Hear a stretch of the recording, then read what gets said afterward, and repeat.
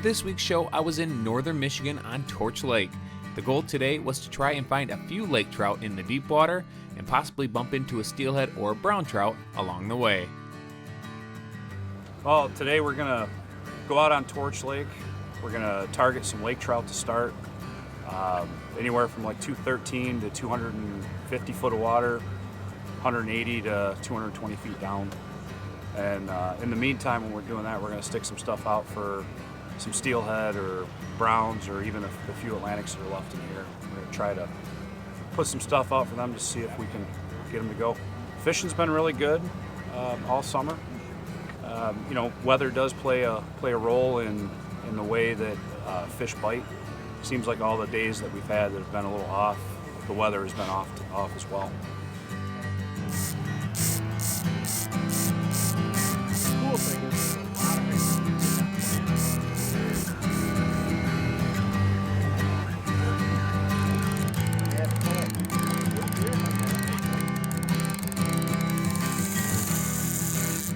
There we go. That's a good one there. It's not every day the captain gets to reel one in, Jordan. your turn, Jim. Yeah.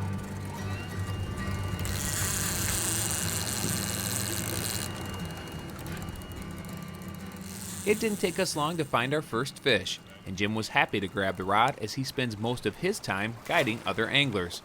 Although Torch Lake is known for its recreational boating, it's home to a very diverse fishery, and the scenery is pretty tough to beat.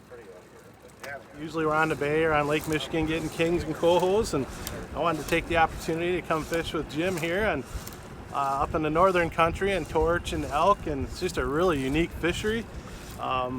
Really intriguing, pretty cool. He runs an Angler Qwest that runs this neck of the woods, and I wanted to get up here and check it out, so I'm excited to see what we can put in the boat.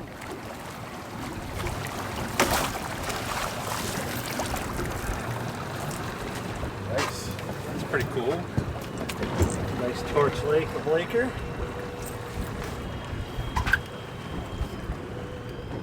Looks like your hot spoon, Jim. Yeah, that thing's been incredible. That one wasn't getting off, I'll tell you that. You know, Silver Streak came up with an antifreeze color a number of years ago, and that thing has been really good for us in the deep water. The other lures that we're putting out, most of them are just random colors. A lot of steelhead colors, a lot of orange. Some of them have painted backs on them, pink or the white.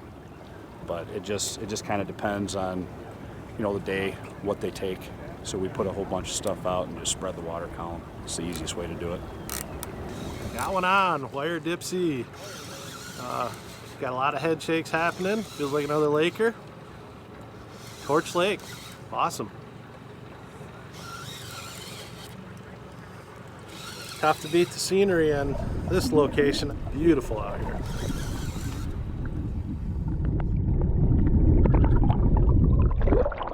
Mostly right now it's a lake trout fishery, at least for our deep water programming that we like to fish. We did have an Atlantic fishery when I first moved here. I think that was in 14. It was really good. We caught lots of fish, and we've seen that steadily decline over the years, but our lake trout fishery here is phenomenal. We fish a lot deeper here than most places. A lot of 200 to 260 and a lot of deep stuff, so it does take a little bit to get down to these fish. Very rarely are they in shallow water whatsoever. They seem to just be out in this deep water roaming.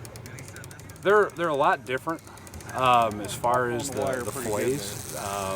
Most of them have the coloration of like a walleye. So there's no orange meat to them. Attribute a lot of that to the diet.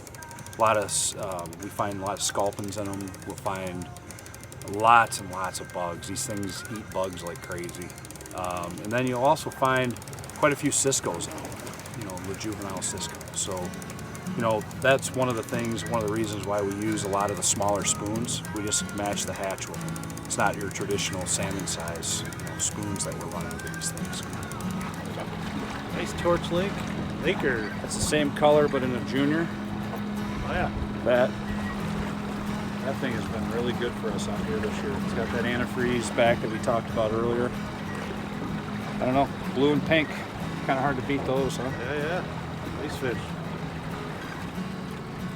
Well, you know, we're picking away at them here. We've probably got half a dozen or so. You know, it's been kind of very consistent. Downriggers have been the program. Chipping away at them here. I think once we get another laker or two in the boat, we're gonna yank or at least evolve our spread and try for some silverfish, some browns, steelhead. Jim has a couple ideas that we're gonna try to execute and hopefully get some little different species on the boat. So far so good. Most of the trolling stuff right now is going to be lake trout, but there are, some brown trout, like on a day like today where we do have a little bit of wind activity from the south like this.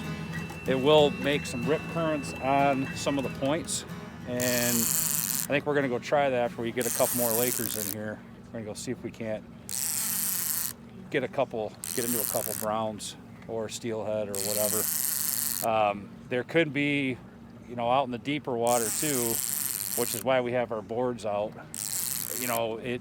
You can get into some steelhead here too. So it's a limited fishery, but it does happen. After catching about a dozen lake trout, we decided to move a little closer to shore in hopes of finding a brown trout or a steelhead. As we made our way along, I asked Jim why he decided to switch to a pontoon for this style of fishing over a more traditional boat. I ended up getting this Angler Qwest boat last June, and it was a lot of the wife's influence. She mentioned that she needed a pontoon boat for our family, and I kind of kicked back and decided I didn't want to maintain two boats, so the Angler Qwest came out 4 or 5 years ago. I've been looking at it, but the big thing was, and the thing that really impressed me about it, was when we were in the fall of the year and we'd see people pulling their boats while we were salmon fishing. And a lot of times it gets a little rougher that time of year, 2-3 foot in the bay there, and we were watching these tritoons just blow by us like we were standing still when we were trying to come back in. Guys weren't taking spray, nothing. So, I couldn't believe it. I drove the thing myself out in some rougher water, and it's just an amazing boat for what we deal with up here in this part of the state. I think it's so cool to be able to come into an inland body of water and catch these fish. Just the beauty, something different. We virtually have this area to ourselves, so that's unique in its own right. How often do you do that where great fishing's going on and no one's around?